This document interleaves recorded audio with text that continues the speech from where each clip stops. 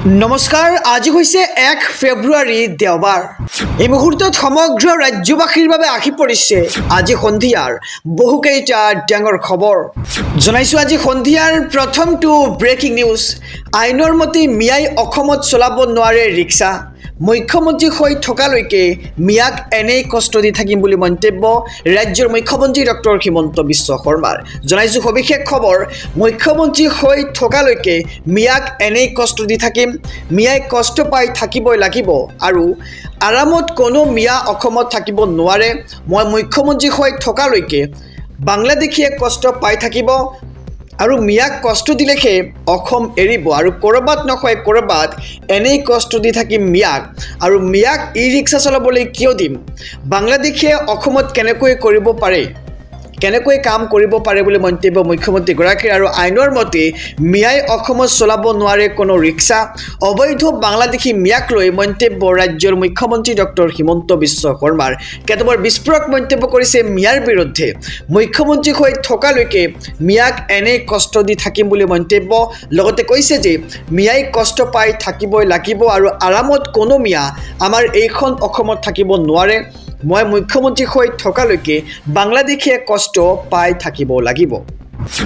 জনাইছো আৰু এটি ব্ৰেকিং নিউজ ডাঙৰ খবৰ। বিত্তমন্ত্ৰী নিৰ্মলা সীতাৰমণৰ বৃহৎ ঘোষণা। বাজেটত কি সামগ্ৰীৰ দাম কমিল আৰু কি সামগ্ৰীৰ দাম বৃদ্ধি হ'ল। জনাইছো সবিস্তাৰে খবৰ। কি সামগ্ৰীৰ দাম কমিল আৰু কি সামগ্ৰীৰ দাম বৃদ্ধি পালে। বৃহৎ ঘোষণা বিত্তমন্ত্ৰী নিৰ্মলা সীতাৰমণৰ। আৰু দাম কমিব কেঞ্চাৰ মধুমেহ ঔষধৰ, দাম কমিব বৈদ্যুতিক বাহনৰ, জোতা আৰু কাপোৰৰ দাম হ্ৰাস হ'ব। লগতে মাইক্ৰৱেভ অভেন বেটাৰীৰ দাম হ্ৰাস হ'ব। দাম কমিব সৌৰশক্তি সামগ্ৰীৰ আৰু দাম বৃদ্ধি হ'ব সুৰা আৰু খনিজ সামগ্ৰীৰ।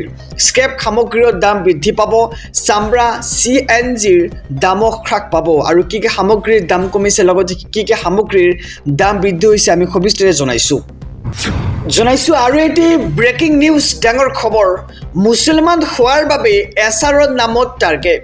উচ্চতম ন্যায়ালয়ৰ দ্বাৰস্থ হ'ব AIADF। এক ডাঙৰ খবৰ জনাইছো। মুছলমান হোৱাৰ বাবে এছাৰৰ নামত টাৰ্গেট কৰি হাৰাশাস্তি কৰা হৈছে মিয়াক আৰু মুছলমানৰ ভোট কৰ্তন বন্ধ নকৰিলে হ'ব গণতান্ত্ৰিক আন্দোলন। মুছলমানক কৰা অন্যায়ৰ বিৰুদ্ধে উচ্চতম ন্যায়ালয়ত চলিব যুঁজ আৰু বিজেপিৰ হাতৰ পুতলা হৈ কাম কৰিছে নিৰ্বাচনী বিষয়াই। মুখ্যমন্ত্ৰীৰ মন্তব্যক গৰিহণা দি হুংকাৰ দিলে এইবাৰ AIUDFে।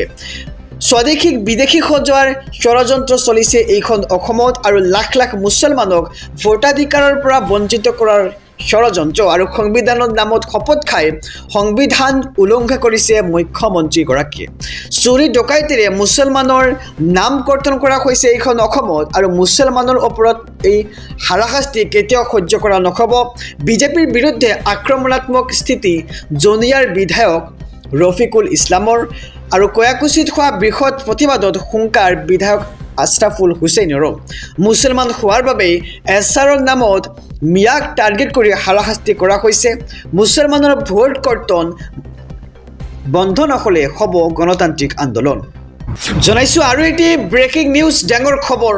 এইবাৰ কুৰুক্ষেত্ৰলৈ পৰিণত হ'ল বিজেপিৰ সভা। চকী মেজ ভাঙি বিধায়কৰ সমৰ্থকক আক্ৰমণৰ চেষ্টা। খবৰটো জনাইছো।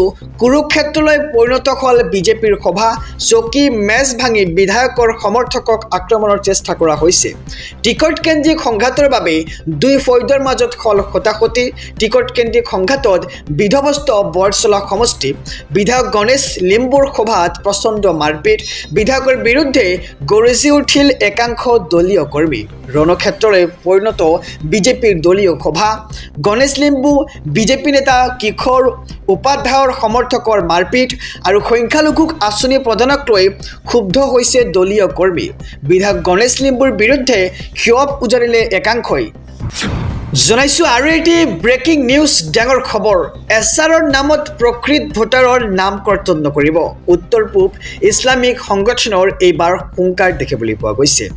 এছাৰৰ নামত চলিছে প্ৰকৃত ভোটাৰৰ নাম কৰ্তনৰ এক ডাঙৰ ষড়যন্ত্ৰ বিতৰ্কিত এছাৰক এবাৰ গৰজি উঠিল উত্তৰ পূবৰ কেইবাটাও ইছলামিক সংগঠন এছাৰ প্ৰক্ৰিয়াত ব্যাপক অনিময় আৰু ভুৱা অভিযোগক লৈ সৰব হৈছে সংগঠনকেইটা প্ৰকৃত ভোটাৰৰ নাম কৰ্তনৰ ষড়যন্ত্ৰ নকৰিবলৈ হকিউনি ইছলামিক সংগঠনৰ আৰু শিলচৰত এক যৌথ সংবাদমেলত উত্তৰ পূবৰ বিভিন্ন ইছলামিক সংগঠনৰ ক্ষোভ দেখিবলৈ পোৱা গৈছে মুখ্যমন্ত্ৰী হিমন্ত বিশ্ব শৰ্মাক কঠোৰ সমালোচনা উত্তৰ পূব ভাৰত ইমাৰতে শৰীয়তৰ আৰু শৰীয়তৰ সাধাৰণ সম্পাদক প্ৰাক্তন বিধায়ক আতাউৰ ৰহমান মাজাৰ ভূঞাৰ অভিযোগ আৰু সংখ্যালঘু বাংলা ভাষীৰ নাম কৰ্তনেৰে বিজেপিয়ে নিৰ্বাচন জিকাৰ কৌশল কৰিছে সংখ্যালঘু বাঙালী ভাষীৰ নাম কৰ্তনেৰে বিজেপিয়ে নিৰ্বাচন জিকাৰ এক ডাঙৰ কৌশল কৰিছে আৰু বিজেপিয়ে 100ৰো অধিক আসনত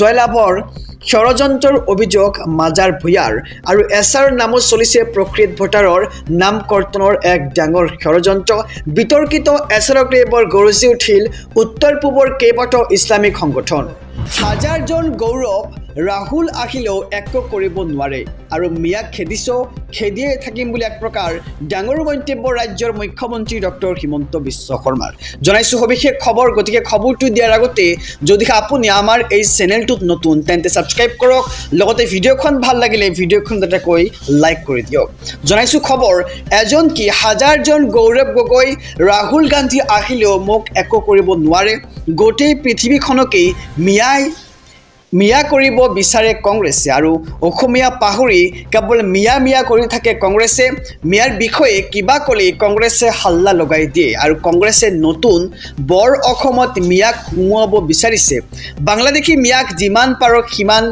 খেদিবলৈ যাম আৰু এয়া অসমীয়াৰ জীৱন মৰণৰ কথা মুখ্যমন্ত্ৰীগৰাকীয়ে এনেদৰে মন্তব্য কৰা পৰিলক্ষিত হৈছে কংগ্ৰেছৰ বিৰুদ্ধে আক্ৰমণাত্মক ৰূপত এতিয়া মুখ্যমন্ত্ৰী এজন কি হাজাৰজন গৌৰৱ ৰাহুল আহিলেও মোক একো কৰিব নোৱাৰে গোটেই পৃথিৱীখনকেই মিয়াই কৰিব বিচাৰে কংগ্ৰেছে আৰু অসমীয়া পাহৰি কেৱল মিয়া কৰি থাকে কংগ্ৰেছে মিয়াৰ বিষয়ে কিবা ক'লে কংগ্ৰেছে হাল্লা লগাই দিয়ে বুলি মন্তব্য ৰাজ্যৰ মুখ্যমন্ত্ৰী ডক্টৰ হিমন্ত বিশ্ব শৰ্মা ৰাজনৈতিক প্ৰেক্ষাপটৰ এটি ডাঙৰ খবৰ গৌৰৱ গগৈৰ নেতৃত্বত গঠন হ'ব চৰকাৰ হঠাৎ আত্মবিশ্বাস বৃদ্ধি এইবাৰ কংগ্ৰেছৰ এক ডাঙৰ খবৰ জনাইছোঁ সমগ্ৰ ৰাজ্যবাসীক 26ত চৰকাৰ গঠন কৰিব কংগ্ৰেছে উজনি অসমত বৃদ্ধি কংগ্ৰেছৰ জনপ্ৰিয়তা আত্মবিশ্বাসী কংগ্ৰেছৰ সাংসদ ৰকিবুল হুছেইন উজনিত তিনিচুকীয়া ডিব্ৰুগড় শিৱসাগৰত পাব আসন যোৰহাট মাজুলী